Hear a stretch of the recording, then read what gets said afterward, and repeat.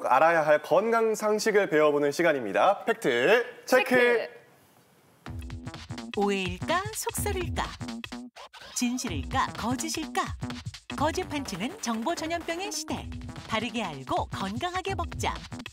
무엇이든 팩트 체크. 네, 첫 번째 팩트 체크하기 전에 두 분께 여쭤볼 질문이 있습니다. 네. 두 분은 야식 좀 하시나요?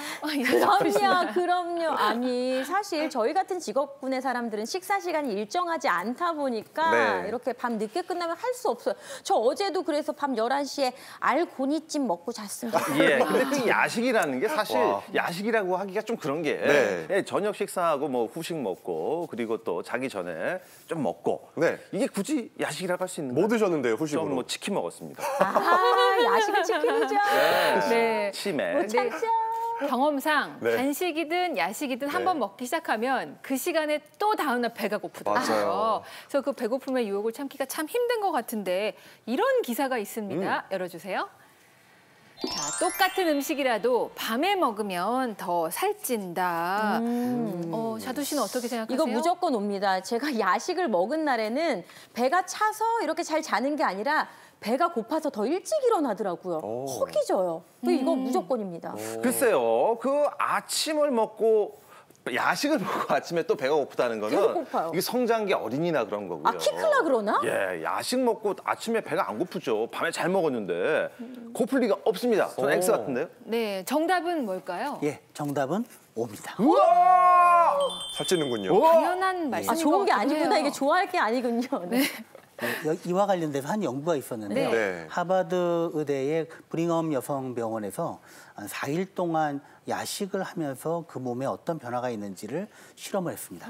그랬더니 야식을 먹은 그룹은 그렇지 않은 그룹보다 아침에 일어났을 때 식욕을 억제하는 호르몬, 렙틴이라는 호르몬은 16%나 떨어지고 반면에 식욕을 자극하는 호르몬, 그렘린은 30% 이상 올라갔다는 거거든요. 따라서 야식을 하게 되면 체내 호르몬의 변화 때문에 다음 날 더 먹는 것을 땡겨가요. 허기가 더 지는 그래요? 이런 변화가 생기게 됩니다. 빈곤의 악순환 같은 그런 느낌이네요. 그러니까 야식을 먹으면 먹을수록 식욕 호르몬이 나오면서 계속 야식을 더 먹게 되는 네. 악순환이 발생한다는 말씀이었습니다. 그럼 식욕 외에 또 어떤 문제가 있을까요, 안 교수님?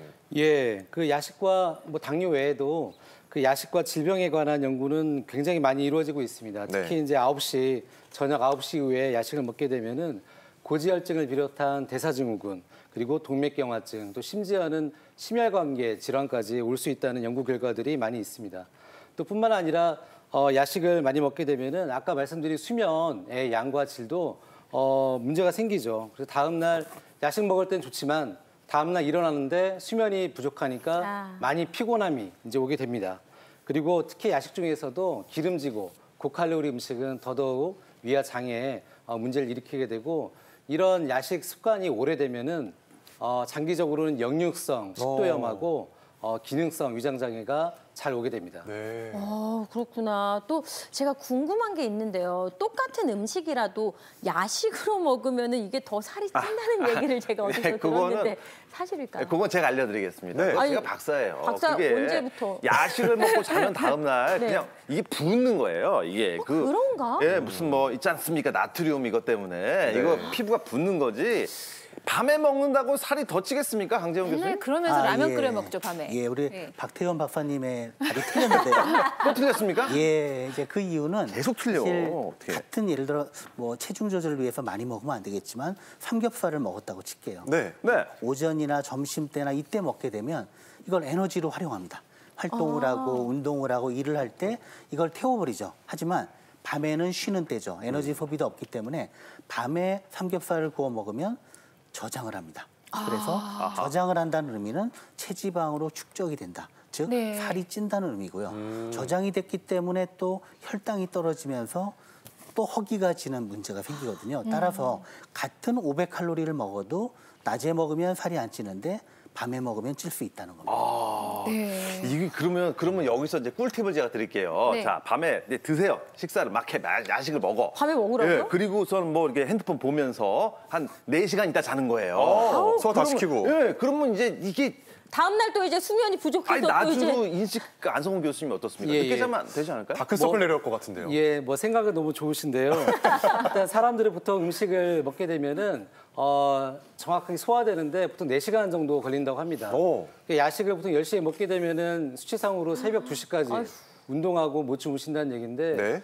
그러면은 아까 말씀드린 수면이 질과 양이 떨어지게 돼서 다음 날 아침에 출근할 때 머리도 아프고 피곤함 이런 게 생기고 아까 말씀드린 뭐 당뇨나 여러 가지 질환의 위험성이 높아지게 되겠죠. 또 아까 호르몬 얘기를 잠깐 하셨는데 이런 게 반복이 되면은 우리 몸의 정상적인 생체 리듬이 깨지게 돼서 규칙적인 식습관하고 또 수면 습관이 망가지게 됩니다. 네, 그 아까 교수님께서도 말씀해 주시긴 하셨는데요. 네. 그러니까 야식이 당뇨병의 원인이 될 수 있겠어요, 그러면? 예, 충분히 가능합니다. 사실 야식을 하게 되면 이 췌장에서 인슐린을 분비해서 어떻게든 혈당이 올라가지 않고 체지방으로 저장이 되게 하는데요. 그래서 시간이 지나면 복부 비만이 생기고 혈중에 인슐린이 점점 많이 분비가 되게 되거든요. 이게 반복이 되면 나중에 몸이 여러 장기가 인슐린을 분비해도 잘 반응을 안 하는 그걸 인슐린 저항성이라고 얘기를 하거든요. 이게 반복이 되면 결국은 당뇨병으로 가게 되는 겁니다. 이게 야식이 너무 무섭네요. 단순히 다이어트 때문이 아니라 공포의 야식. 오들오들. 근데 밤에 먹는 게 맛있거든요. 맛있긴 맛있죠. 맛있긴 맛있죠. 이걸 어떡하나. 근데 그 당뇨병에 걸리지 않으려면 그러면 식사를 한 몇 시 정도에 하는 게 좋을까요? 예, 지금 야식 얘기를 하면서 계속 제가 수면 얘기를 할 수밖에 없는데요. 아까 그 수면의 질과 양이 매우 중요하다고 말씀드렸고 보통은 11시 전에 주무시는 게 가장 바람직합니다. 그래야지만 7시간 이상의 충분한 수면을 이제 갖게 되는데요. 아까 제가 음식물을 소화하는데 사람들은 보통 4시간 걸린다고 좀 말씀을 드린 것 같아요.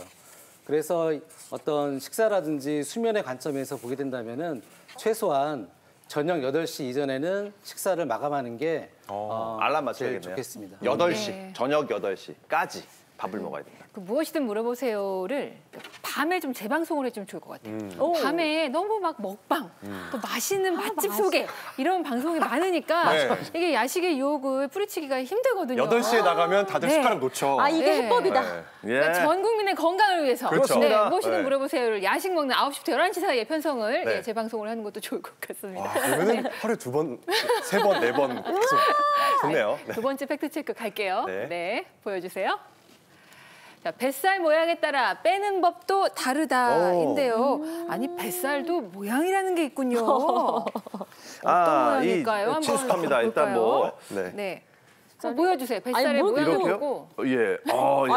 안 보고 싶었는데 순간 만들어 주셔서 그러니까 이게. 이게 이제 40대가 넘으면은 네. 뱃살이 안 나올 수가 없어요. 저 힘준 거예요. 그렇죠. 예, 누구나 그러니까 그렇죠. 남자들은 보통 이제 여기는 밋밋하시다가 이렇게 볼록 나오는 수박형 배들이 많은 거죠. 남자들은 네. 맞아요. 근데 여자들은 이렇게 가다가 이렇게 여기서 볼록, 밑에서 볼록한 어떤 올챙이형 배들이 있는 것 같은데 근데 거기서 나이가 더 들면 약간 좀 출렁 좀 그렇게 되는 것 같아요. 그렇다면 네, 뱃살 모양에 따라 네. 과연 빼는 게 다를지 이게 좀 궁금하거든요. 네, 뱃살 모양 지금 두 분께서 자세히 설명해 주셨는데 네. 이렇게 세 가지로 일단 나눠봤거든요. 바지 위로 두툼하게 내려오는 옆구리형이 있고요. 앞으로 볼록하게 나오는 올챙이형, 그리고 가슴 밑에서부터 수박처럼 이렇게 볼록하게 나온 볼록 수박형이 예, 있습니다. 제가 수박입니다. 예, 이 수박형. 이게 빼는 방법이 예. 다를까요? 어떻게 생각하세요? 글쎄요. 저는 아니라고 봅니다. 이게 못찐 살을 되돌릴 방법은요. 그냥 안 먹고 운동해야 된다고 봅니다. 우리 트레이너 선생님들 못 네. 보셨어요. 이 뱃살 빼는 방법, 이 방법, 요 방법, 이 방법 다 다르게 빼는 방법이 다르다니까요. 확실합니다. 네, 예. 그래서 이 뱃살들의 원인이 뭔지 저희가 분석해보고 대처법 알려드릴 거예요. 네. 네, 뱃살 좀 분석하고 계시면 저희가 네, 모양에 따라 어떻게 뺄 수 네. 있는지 잠시 후에 알려드리겠습니다. 네, 뱃살의 종류를 살펴봤습니다. 저는 옆구리형과 올챙이형이 어디 중간쯤인 것 같기도 하고 확실히 지금 분석이 잘 안 나오고 있는데요. 네. 이 원인에 따라서 대처법이 다르다. O, X 뭔가요? 예, 답은 네. 옵니다. 와, 역시 다르군요. 살 빼는 법이 다르군요. 빼는 법이. 예, 물론 그 식사 조절, 운동 이 원칙은 똑같지만요. 네. 사실은 유형에 따라서 구체적인 방법이 다를 수 있다는 건데요. 앞서 말씀드린 세 가지 유형을 보시면 우선 왼쪽에 옆구리형. 옆구리형은 되게 스트레스를 많이 받거나 네. 스트레스. 또는 운동이 부족하고 간식을 많이 하는 분들, 또 잠이 부족한 분들한테 많은데 주로 피하 지방이 많아서 늘어진 거예요. 네. 그리고 가운데는 이제 올챙이형인데 두 가지 원인이 있습니다. 하나는 복근이 약해서 잘 못 눌러주는 거예요. 아, 복압이 맞네요. 밖으로 나오는 거고 네. 그리고 어떤 경우에는 내장 지방이 많으면서 마른 비만인 경우도 있습니다.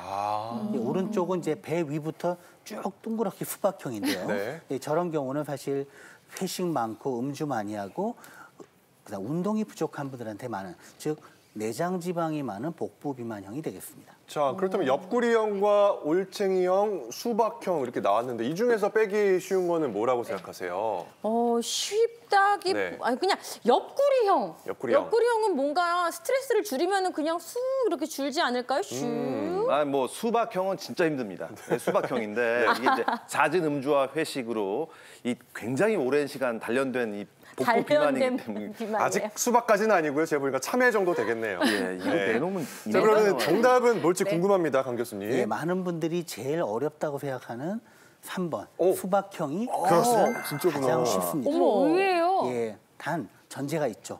원인이 되는 운동 부족, 그 다음에 음주. 잦은 음주, 네. 야식, 회식 이런 거를 피하면서 적절하게 식사 조절하고 운동을 하면 가장 빨리, 가장 현저하게 잘 빠지는 게 바로 이 수박형입니다. 금방 뺄 수 있구나. 그렇다면 알겠습니다. 교수님 네. 가장 궁금한 게 사실 올챙이형, 이 올챙이형 배는 대체 어떻게 빼야 하나요? 네. 똥 빼잖아요, 똥 빼. 예, 그렇죠. 그럼 올챙이가 왜 생겼냐를 잘 판단해 봐야 되는데요.